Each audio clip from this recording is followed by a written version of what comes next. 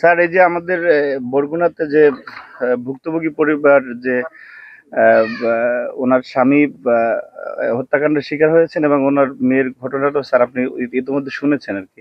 তো উনি এখানে আছেন এবং স্থানীয় জনসাধারণ ওনারা আছেন।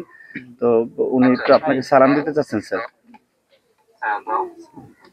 হ্যালো হ্যালো হ্যালো বোন আপনি কি রানী দাস বলছেন?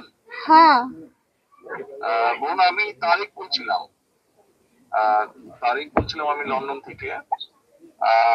আপনার ঘটনাটা তো সারা দেশের মানুষ দেখেছে এবং কম বেশি সত্ত্বেও মানুষ জানে।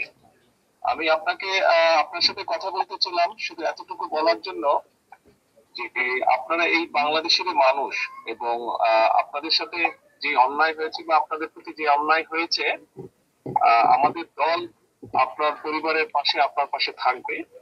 যতটুকু সম্ভব আপনারা যাতে ন্যায় বিচার পান, আমরা সেই সর্বোচ্চ চেষ্টা করব। এই মুহূর্তে বোন এতটুকুই বলার জন্য আপনাকে আমি আপনার সাথে কথা বলতে চাইলাম। আপনাদের যদি আর কোন রকমের সহযোগিতা প্রয়োজন হয়, আমাদের এখানে যে আমান গিয়েছে, আমাদের ছাত্র দলের সাংগঠনিক সম্পাদক, ও আপনারই এলাকার সন্তান। আপনি যদি ওকে বলেন আপনাদের কোনো কি কি সহযোগিতা প্রয়োজন, আমরা চেষ্টা করব যতটুকু পারি আমাদের অবস্থান থেকে আপনার পাশে দাঁড়ানোর জন্য। আপনি আপনি আপনি ভয় পাবেন না, দেশের মানুষ আপনার পাশে আছে, বিএনপি আপনার পাশে আছে, ভয় পাবেন না আপনি। তাই আমার স্বামী তো আমার মেয়ের ধর্ষণের বিচার চাইতে যাই আমার স্বামী তো মার্ডার হয়ে গেছে। আমার এই 3টে সন্তান নিয়ে আমি কি করব? আমার তো কোনো নিরাপত্তা নেই। আমার পাশে আমি কিভাবে খাবো, কি করবো? আমার তো সেরকম কিছু নাই। আমার আয় রোজগারের মানুষই আমার মাঝে ফেলাইছে। এখন আমি কি করব?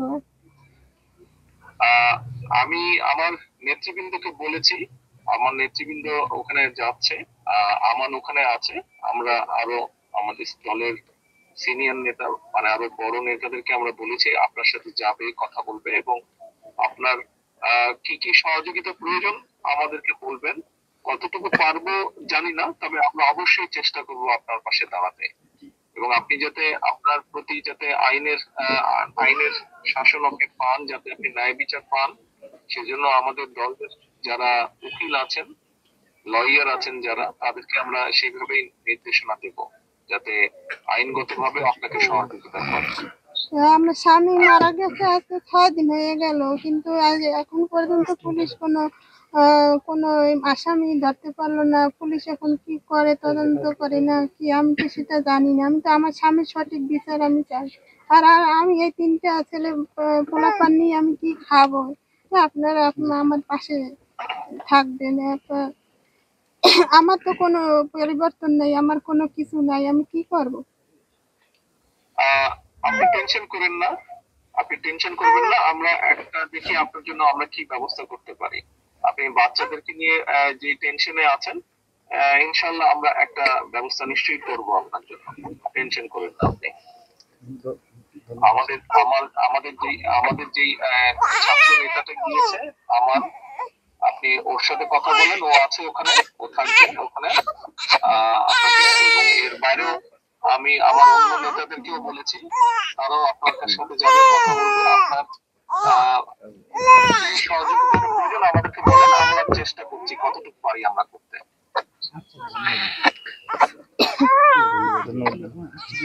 স্যার, উনি আমরা এখানে আছি স্যার। আর জি স্যার, জি আপনাকে সবাই ধন্যবাদ জানিয়েছেন। ধন্যবাদ আসামিদের ব্যাপারে যারা কেসের ব্যাপারে আমি আমাদের